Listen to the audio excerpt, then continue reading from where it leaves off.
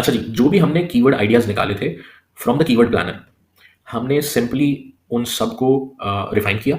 Refine करने का तरीका मैंने आपको बता दिया। अब उसके बाद हमने इनको सेगमेंट्स में डिवाइड कर दिया। सेगमेंट्स में डिवाइड सबसे पहले मैं बता दूं किस तरह से किया है।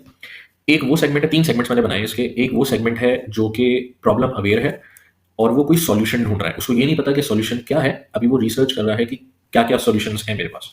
तो the people who are searching for things like hair loss treatment, hair fall solution, hair fall remedies, hair loss therapy, hair fall cure, hair solution for hair loss, androgenic hair fall, hair loss, effluvium, whatever it is, इस चीज़ों के बारे में वो search कर रहा है। सो I know कि वो बंदा प्रॉब्लम फेस कर रहा है और उसको प्रॉब्लम के बारे में, या तो वो उस प्रॉब्लम के बारे में डिटेल में रिसर्च कर रहा है obviously to find a solution to it.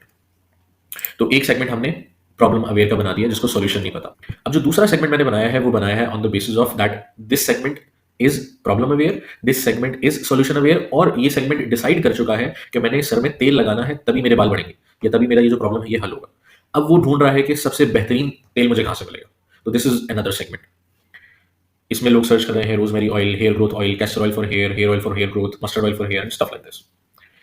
फिर तीसरा जो सेगमेंट है, तीसरा सेगमेंट उन लोगों का है जो कि प्रॉब्लम अवेयर है, सॉल्यूशन अवेयर है, बट ये लोग ऑयल नहीं ढूंढ रहे। ये कह रहे हैं या तो हम शैम्पू लगा लेंगे या हम सिरम लगा लेंगे। अब मैं इसको भी तीन सेगमेंट्स में तोड़ सकता था, लेकिन फिर हमारा जो सर्च वॉल्यूम है वो शायद काफी गिर जाता।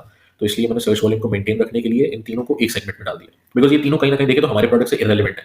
अब इन सबको सेगमेंट में डिवाइड करने का एक रीजन ये भी था कि अगर मैं सबको सेम सेगमेंट के अंदर एक ही एड के अंदर में ये सारे कीवर्ड्स टारगेट करता, और ये सारे कीवर्ड्स टारगेट करने के बाद मैं ऑब्वियसली सबको सेम ही ऐड दिखा रहा होता, क्योंकि वो एक ही ऐड मैंने बनाया है।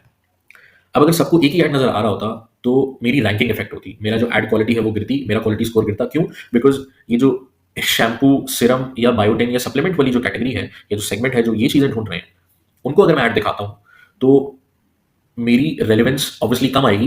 बिकॉज मैं तो हेयर ऑयल बेच रहा हूँ, मैं ना सिरम बेच रहा हूँ, मैं ना शैम्पू बेच रहा हूँ, ना मैं टैबलेट्स बेच रहा हूँ, ना मैं बायोटेन बेच रहा हूँ, ना मैं कुछ और इस तरह का कोई सप्लीमेंट बेच रहा हूँ। What I am selling is here oil. और अगर मैं हेयर ऑयल वाली एड कॉपी ही इनको दिखाता तो देयर आर हाई चांसेस कि मेरा क्वालिटी स्कोर कम बनता और मेरी एड रैंकिंग गिरती और इन लोगों को मेरा एड नजर ही ना आता। What I am going to do now is कि मैं हर सेगमेंट के हिसाब से एड की कम्युनिकेशन रखूंगा ताकि उसकी रेलेवेंस वैसी ही रहे, उसकी रेलेवेंस ना गिरे। जो ट्रीटमेंट ढूंढ रहा है उसको मैंने बेचना हेयर ऑयल ही है, लेकिन उसका अंदाज अलग होगा। जो ऑयल ढूंढ रहा है उसको भी मैंने हेयर ऑयल ही बेचना है, उसका अंदाज डायरेक्ट होगा। जो शैम्पू ढूंढ रहा है, जो सिरम ढूंढ रहा है, जो बायोटेन ढूंढ रहा है, उन सबको बेचने का अंदाज मुख्तलिफ होगा।